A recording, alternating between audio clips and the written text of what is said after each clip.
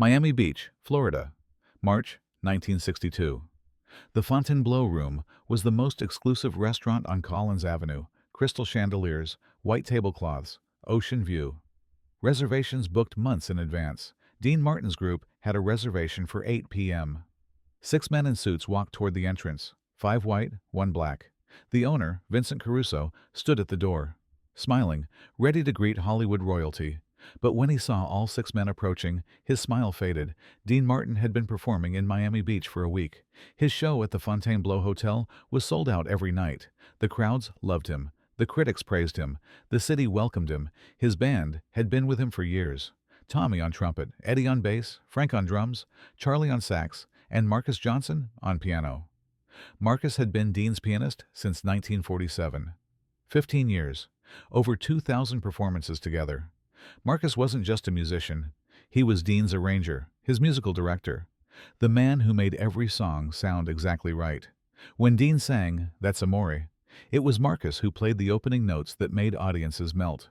When Dean performed Everybody Loves Somebody, it was Marcus who created the arrangement that became iconic.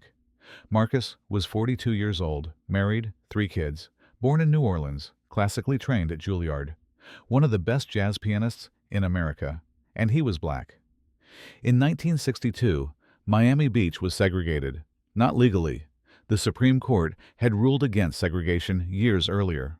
But socially, practically, reality was different than law. There were places black people could go, and places they couldn't.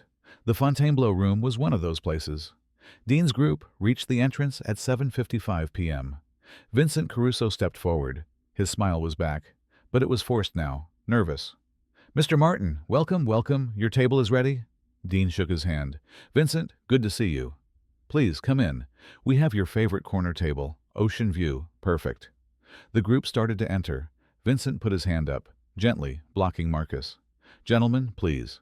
Vincent's voice was quiet, apologetic. "Mr. Martin, if we could speak privately for just one moment." Dean stopped, looked at Vincent's hand, then at Vincent's face. "What's the problem?" Vincent glanced at Marcus, then back to Dean.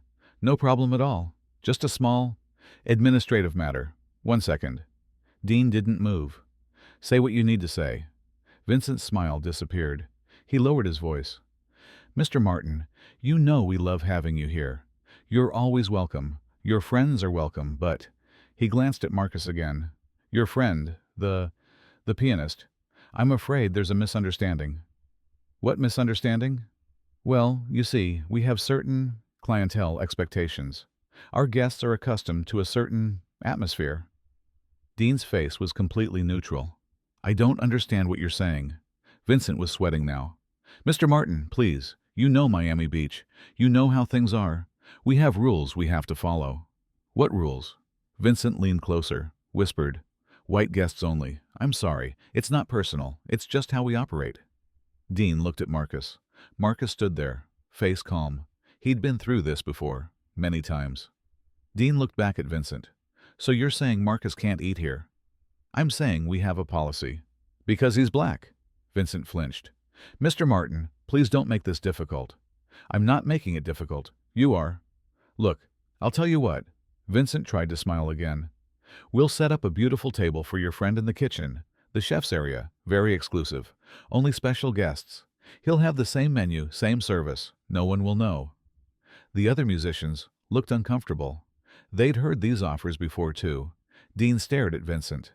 5 seconds of silence. Then he spoke. His voice was quiet, calm, but cold. "Let me make sure I understand. You want Marcus to eat in the kitchen while the rest of us eat in the dining room." "I prefer to call it the private dining area." "You mean the kitchen?" "Well, technically. The place where the staff eats, where you wouldn't seat paying customers. That kitchen." Vincent's face was red now. "Mr. Martin, I'm trying to accommodate you here. I'm bending the rules just by offering this." "You're not bending the rules. You're insulting my friend." "I'm not insulting anyone. I'm trying to find a solution." Dean turned to Marcus. "Marcus, how many shows have we done together?" Marcus spoke for the first time. His voice was quiet. "Over 2,000, Dean." "How many times have I been late to a show?" "Never." "How many times have you been late?" "Never." "How many times has your playing been anything less than perfect?" "I do my best." Your best is better than anyone else's best. You know why? Why? Because you care. Because you work harder than anyone I know. Because you respect the music and the audience and yourself. Dean turned back to Vincent. This man has traveled with me for 15 years. We've played Vegas, New York, Chicago, Los Angeles, every major venue in America. And you want him to eat in your kitchen? Vincent was defensive now. Mr. Martin, I don't make the rules. This is just how Miami Beach works. Then Miami Beach is wrong. Please be reasonable. I'm trying to help you here. You're not helping me. You want to help me? Treat my pianist like a person. I am treating him like a person. No, you're treating him like a problem you need to hide. The people in the lobby were starting to stare. Other diners, hotel guests, staff. Vincent lowered his voice. Mr. Martin, you're making a scene. No, you made a scene when you told my friend he can't eat in your restaurant. I didn't say he can't eat here. I offered an alternative arrangement. The kitchen. Yes. Dean looked at his group, Tommy, Eddie, Frank, Charlie, all watching, waiting to see what he'd do.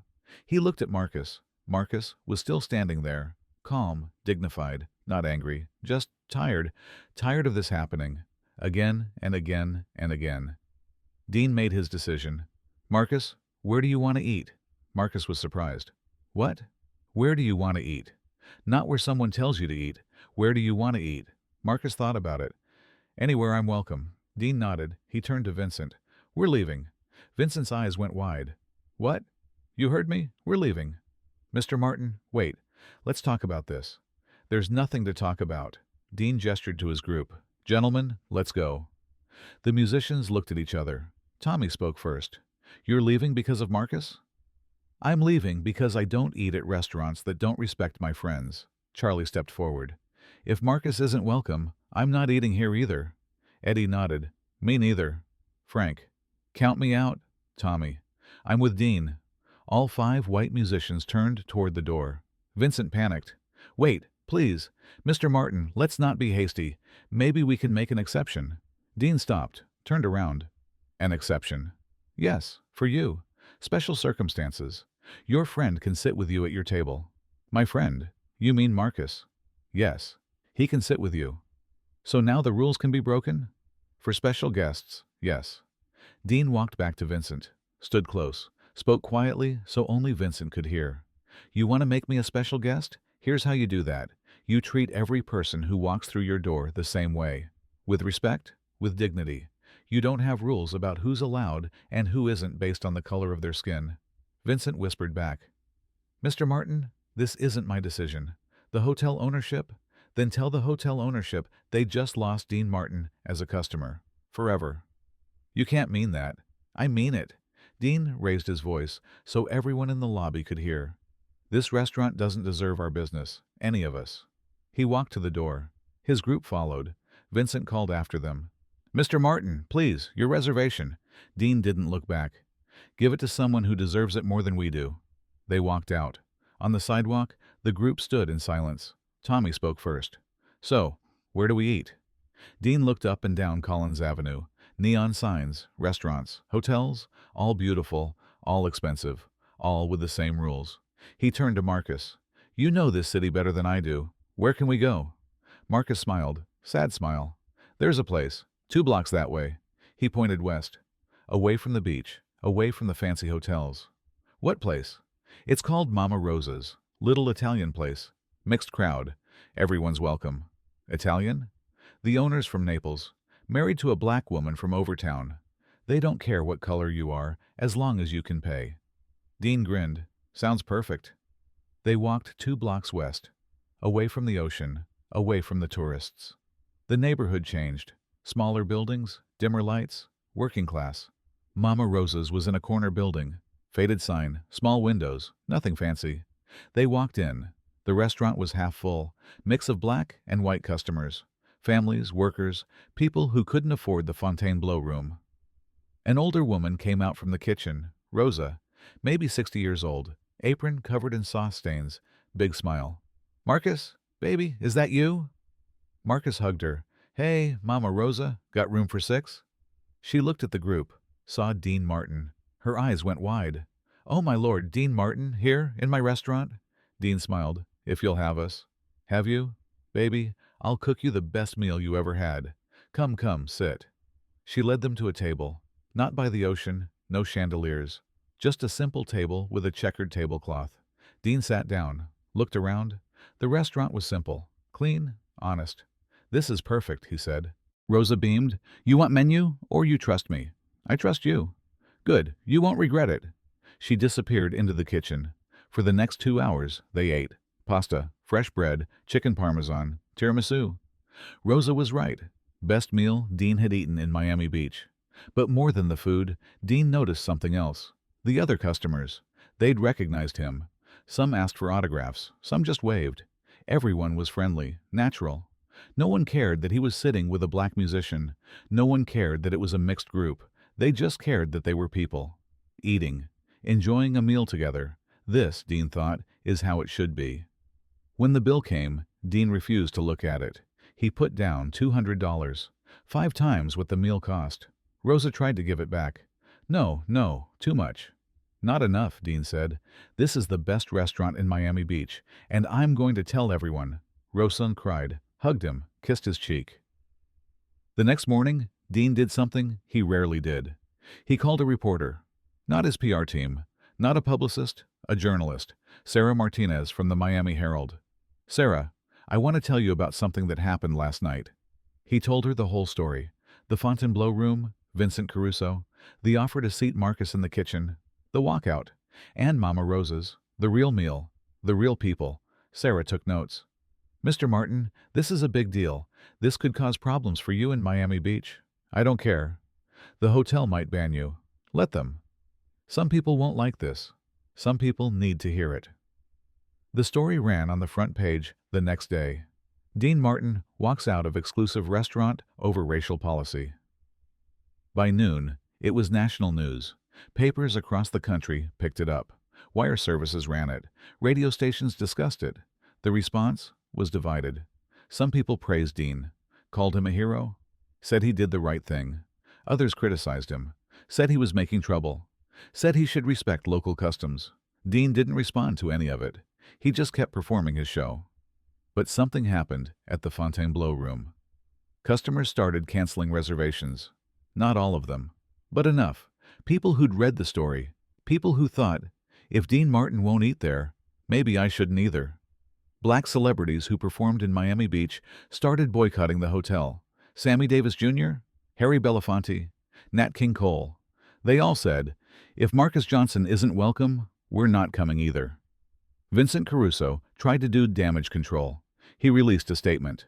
The Fontainebleau Room welcomes all guests. There was a misunderstanding. But it was too late. The damage was done. 6 months later, the Fontainebleau Room closed. Not officially because of the Dean Martin incident. Officially, it was restructuring. But everyone knew.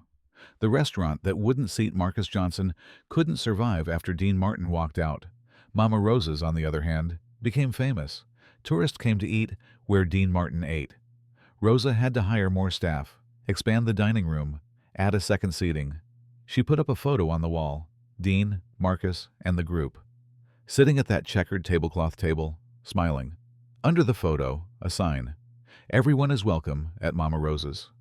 No exceptions. Dean returned to Miami Beach many times over the years.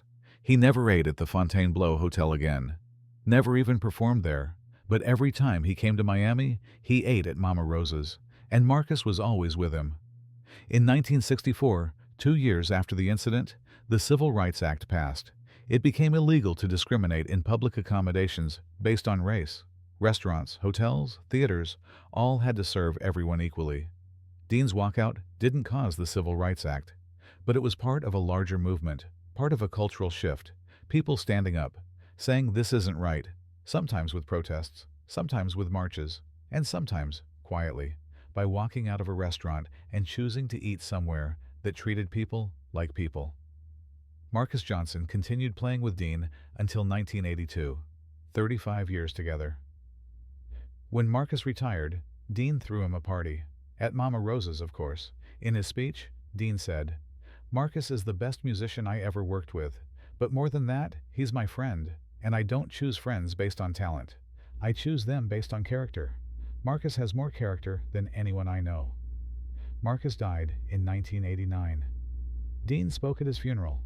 The world tried to tell Marcus he wasn't good enough, that he didn't belong in certain places, that he should accept being treated as less than. Marcus never accepted that. He carried himself with dignity, with pride, with quiet strength, and he taught me something important, that loyalty isn't just standing by someone when it's easy, it's standing by them when someone tells you not to. That night in Miami Beach, they told me Marcus had to eat in the kitchen. I said no. Not because I'm a hero, because Marcus was my friend, and you don't let your friends be treated like that. He paused, wiped his eyes. They wanted me to choose, the fancy restaurant or my friend. That wasn't a choice. That was the easiest decision I ever made. Today, if you go to Miami Beach, Mama Rosa's is still there. Different owners now. Rosa passed in 1995, but the photo is still on the wall. Dean and Marcus and the group, smiling, and the sign is still there. Everyone is welcome at Mama Rosa's, no exceptions. That's the story of March 1962, when a restaurant owner thought he could make Dean Martin choose between luxury and loyalty. He couldn't, because Dean understood something simple, something that shouldn't have been revolutionary, but was, that the quality of a place isn't measured by its chandeliers, or its ocean view, or its crystal. It's measured by how it treats people, all people. And any place that couldn't see that didn't deserve his business. Dean Martin didn't march. He didn't protest. He didn't give speeches about civil rights. He just refused to eat at a restaurant that wouldn't serve his friend. That's not activism. That's just being a decent person. But in 1962, even that was radical. And it changed things. Not the world, maybe, but one restaurant, one group of musicians, one moment. And sometimes that's how change happens. One table at a time, one friend at a time, one choice at a time. Dean Martin made his choice that night. Loyalty over luxury, friendship over fame, dignity over dollars. And he never regretted it. Not for a single second.